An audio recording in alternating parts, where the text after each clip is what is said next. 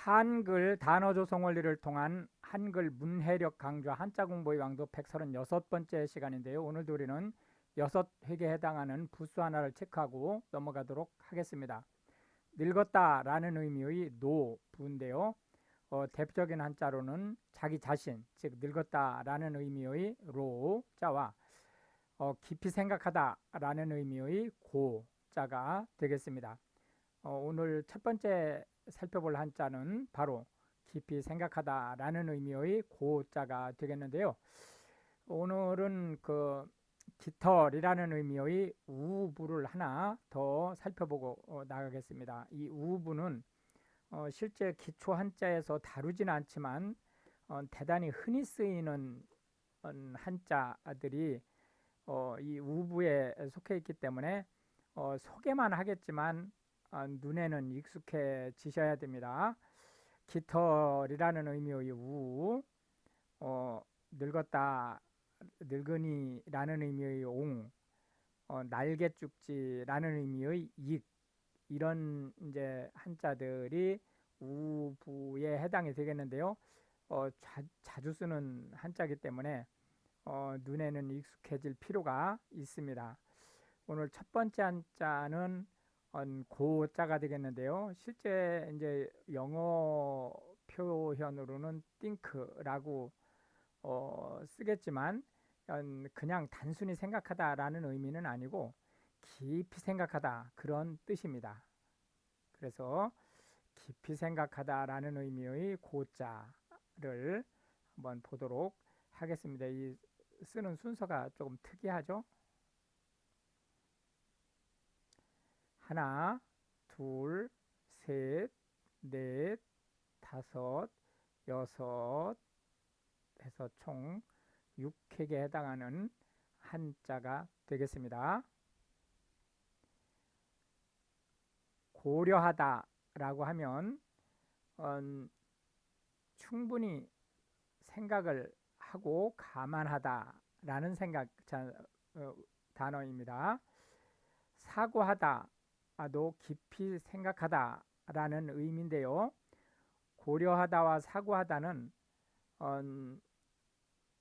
뉘앙스에서 좀 차이가 있습니다. 고려한다는 것은 상대방을 배려를 해서 처지를 생각해주는 그런 의미를 가지고 있습니다. 사고하다라고 하는 것은 인간의 가장 기본적인 특징, 다른 동물들과 다른 가장 기본적인 특징이 사유하는 것이기 때문에 이 사고는 바로 그런 사유에 해당되는 단어로 보시면 되겠습니다. 참고하다라고 하는 것은 선진 사례, 남들이 한 어떤 케이스를 모범으로 보아서 내가 도움을 받다 그런 뜻입니다. 고찰이라고 하는 것은 꼼꼼히 살펴보고 생각하다라는 의미로 고찰은 주로 어디에 쓰이느냐면 내가 무슨 그 조사나 연구를 하는 시점을 기준으로 해서 그 앞에 누군가가 내가 연구하는 거에 도움이 될 만한 어떤 연구를 한 결과를 자세히 살펴보는 것을 고찰이라고 얘기를 합니다. 비고라고 하는 것은 원래는 원류에 들어가는 것은 아닌데 혹시 나중에라도 그 원류를 이해하는데 참고가 될 만한 사항들을 일종의 비망록 형태로 메모하는 것을 비고라고 얘기를 합니다. 고안이라고 하는 것은 그동안에 없었던 것을 새로이 생각해 낸다든지 또는 기존의 어떤 불편한 사항을 개선해서 생각해 나는 것을 얘기하고요. 재고라고 하는 것은 한 번 생각을 했었는데 뭔가 문제가 있다든지 또는 다른 사람들이 이의를 제기했을 때 한 번 더 고민을 해보는 겁니다. 쉽고라고 하는 것은 깊이 충분히 이것저것을 다 감안해서 현실적으로 체크할 만한 모든 것을 검토하고 생각하는 것을 얘기합니다. 고증이라고 하는 것은 앞에 이 고찰하고 실질적으로 같은 맥을 가지고 있는 말입니다.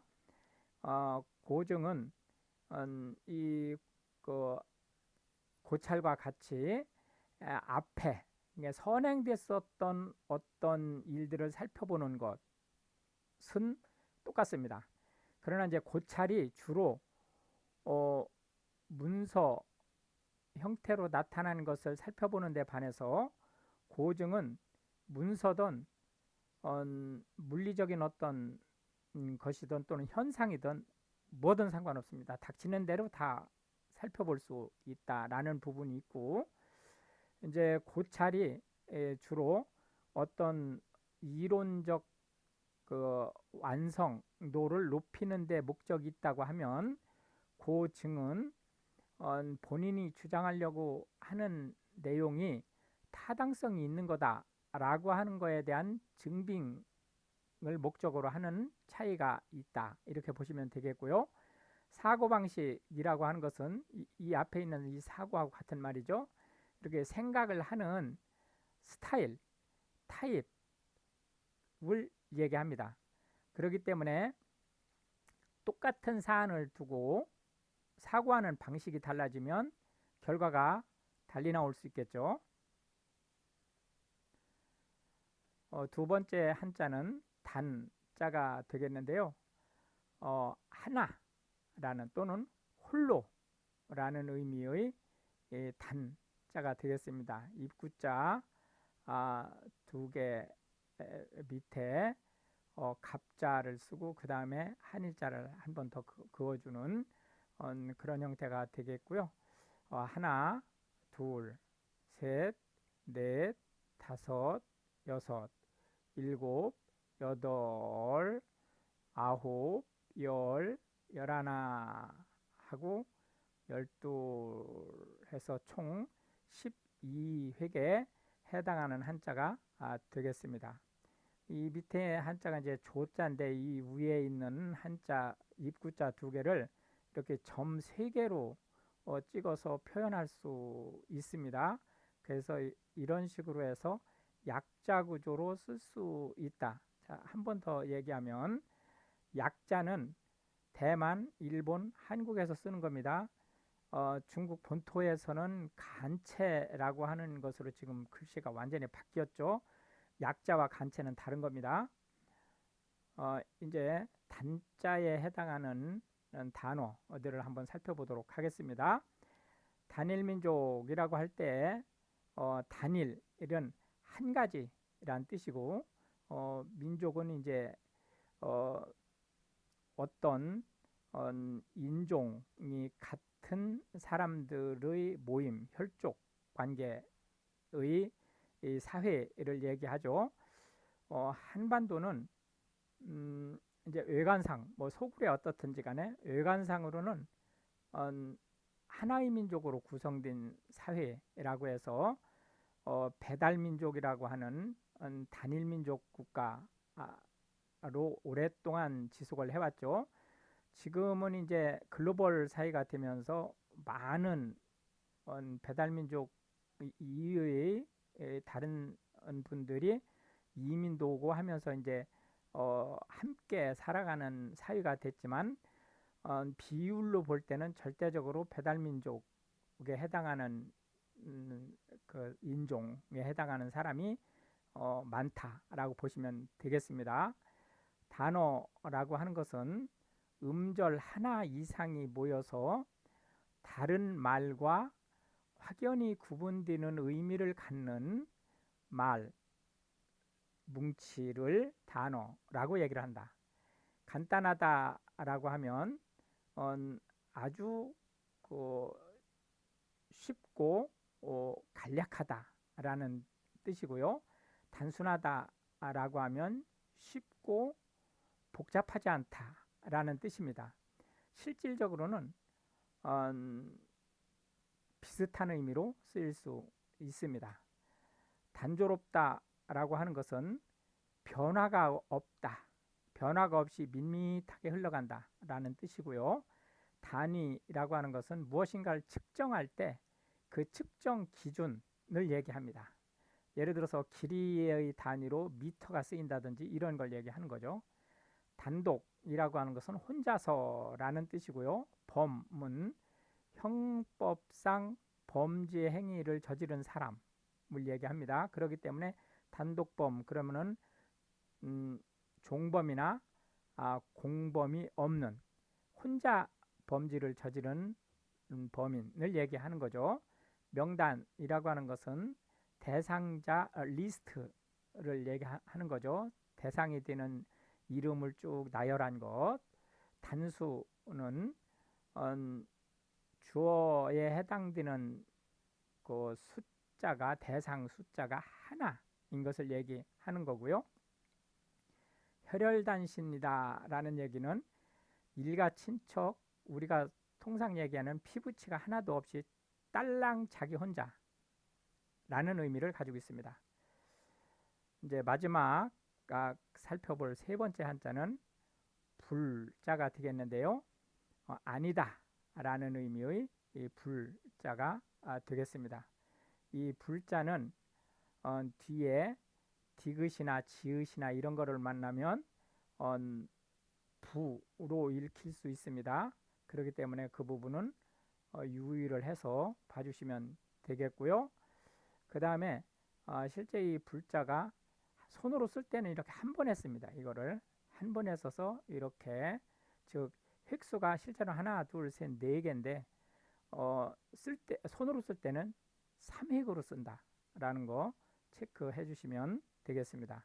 그래서 이렇게 3획처럼 쓴다는 거 체크해 주시고요. 불안하다라고 하는 것은 마음이 편치 못하고 어딘지 걱정스럽다라는 뜻이고, 부족하다라는 말은 필요로 하는 수량에 차지 못하다, 5개가 필요한데 4개밖에 없다든지 이런 걸 얘기하는 거죠. 불편하다라고 하는 것은 거추장스럽고 어딘지 마음이 편하지 않게 하는 그런 것을 얘기하고요. 불만이라고 하는 것은 만족스럽지 않은 상태. 부동산이라고 하는 것은 재산 가치가 있는 것 중에서 토지나 건물이나 구축물처럼 쉽게 움직여지지 않는 것들을 얘기하는 거고요. 불법 행위라고 할 때 이 불법은 형법이나 행정법에서 금지하는 것, 그래서 이제 법에서 허용하지 않는 것에 대한 행위라는 거죠. 그렇기 때문에 금지하거나 허용하지 않는 행위를, 액션을 얘기하는 거죠. 부재라고 하는 것은 자리에 없다라는 뜻입니다. 이 부재는 자리에 없는 것이 두 가지가 있을 수 있어요. 하나는 예를 들어서 퇴근을 했다든지 또는 휴가를 갔다든지 이래서 부재일 수도 있고요. 그 자리에 공석일 수 있죠. 예를 들자면 그 사표 쓰고 나갔는데 그 뒤에 후임자가 지금 아직 안 왔기 때문에 그 자리가 비어 있을 수 있죠. 이럴 때에도 부재라는 말을 쓴다. 부정행위라고 할 때 이 부정은 올바르지 않은 것을 얘기하고요. 통상 우리가 부정행위 그러면 어떤 그 시험이라든지 또는 그 경쟁이라든지 이런 거, 뭐 선거라든지 이런 걸 다 포함해서 그 경쟁을 그 불법적으로 하는 것을 주로 부정행위라고 얘기를 합니다. 불가피하다라고 하는 것은 피할 수 없다라는 뜻이에요. 이게 불가가 할 수 없다는 거고 피가 도망가다라는 뜻이니까 피할 수 없다. 그러니까 반드시 할 수밖에 없는 상황을 얘기합니다. 불구하고라고 하는 것은 실제 해야 될 일과 아니 실제가 아니고 그 요구되는 해야 될 일과 실제로 한 일이 반대인 상황을 얘기합니다. 그래서 예를 들자면 하지 말아야 함에도 불구하고 했다, 또는 해야 함에도 불구하고 하지 않았다. 이렇게 요구되는 내용과 실제로 한 행위가 반대 개념을 갖는 데 쓰이는 말이다. 이제 주로 접속사로 쓰이고 있죠. 물론 전치사 구조로 쓰일 수도 있습니다. 이렇게 해서 이제 오늘도 우리는 하나의 부수와 참고 부수 하나, 그리고 세 개의 한자 및 각 한자에 대한 한 10개씩의 현대 한국어에서 자주 쓰이고 있는 단어들을 살펴보았는데요. 이것이 한글 문해력 향상에 도움이 되고, 또한 외국인으로서 한국어를 배우시려고 하시는 분들한테 한글 단어 조성이 어떤 식으로 되는지, 그리고 어떻게 활용되는지에 대한 정확한 상황을 이해할 수 있게 되기를 바라겠습니다. 시청해 주셔서 감사하고 우크라이나를 위해서 기도해 주시면 더욱 감사하겠습니다.